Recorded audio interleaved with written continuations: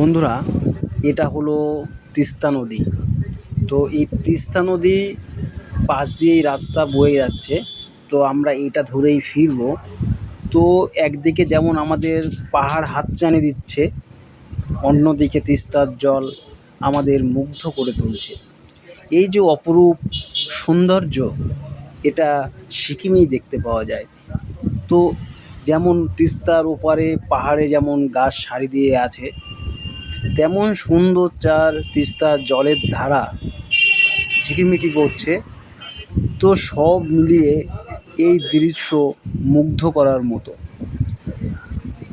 তো ভীষণ ভালো লাগছে, কারণ এই দৃশ্য দেখে ভীষণ মুগ্ধ হয়েছি।